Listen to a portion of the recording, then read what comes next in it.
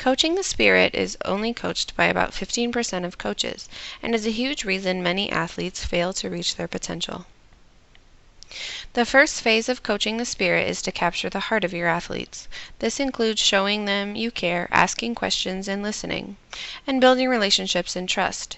In order to have your athletes work hard for you, you must earn their trust. Earning an athlete's trust can be done simply by showing interest in their lives outside of basketball.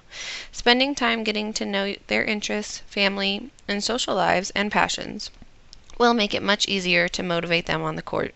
Sitting down with an athlete after practice to check in on their grades and see how school is going, or scheduling a time to have dinner at their house with their family, and showing interest in their ideas for team bonding activities are simple activities you can do to show athletes that you care. Another part of coaching the spirit of an athlete is dealing with adversity that comes with sport coaching. Playing time is a huge problem coaches face, and it can make it hard to capture the heart of all of your athletes. Coaches do affect an athlete's social life on the team because of playing time. The challenge you must overcome is seeing past the win-at-all-costs mindset and using a progress mindset. Who could have simply been a bench player could be a star player at any given game. In order to keep all athletes motivated, you must focus on progress.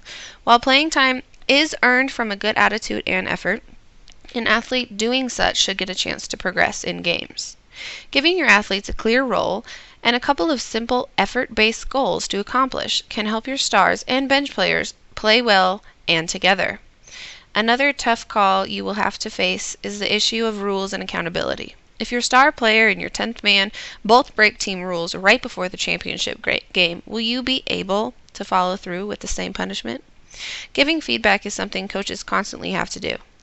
Learning to give positive feedback and constructive criticism is very important, and it is a great tool to use with the sandwich method. By using something good you notice that they did, followed by something that they can work on, and then finishing with something positive, athletes can hear the criticism without being overwhelmed. Coaching young athletes, the emphasis must be on fundamentals and growth. With that, teaching man-to-man and basic motion offense should be used more than zone and plays. Coaching the spirit first and the body second, or inside-out coaching, has many benefits. Coaches who are able to build relationships and trust with their athletes often see many benefits. Inside-out coaching is known as the ask approach in coaching and often uses the grow model as a decision-making process stepping stone. G stands for the goal that your player or team wants to achieve. R stands for the realities the player or team needs to consider. O stands for the options they may take. W stands for the way forward or the action plan. Inside-out coaching is called the ask approach because coaches and students ask why. Why do I coach? Why are we doing this drill? Etc. Constantly searching for the why helps coaches and athletes check in with their values and morals, ultimately helping coaches avoid the win-at-all-costs mentality and helping players become better members of their community.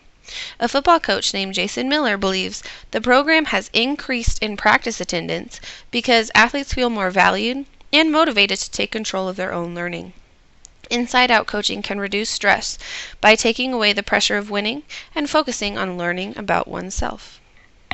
Parents and coaches must develop a positive relationship.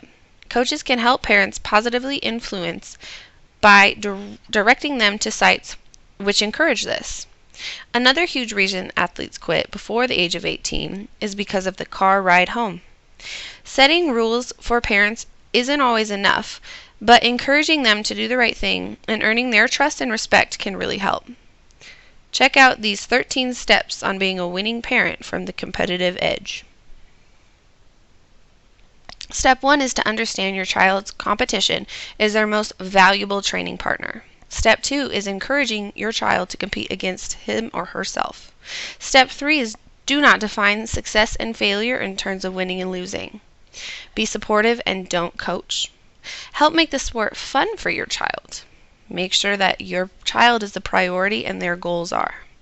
Your child is not their performance. Remember the importance of building self-esteem. Teach your child the gift of failure. Challenge but don't threaten.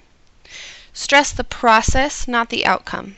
Avoid comparisons and respect developmental differences. Teach your child to have a perspective of their sport. You can have parents follow the link that we connected here as well.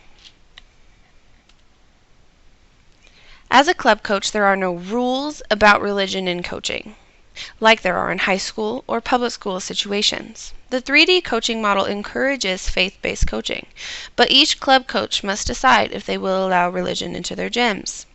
Pre-game prayer and things like that, where only one religion is forced and recognized, should be avoided, as it goes against the inside-out coaching method, which encourages athletes' self-discovery.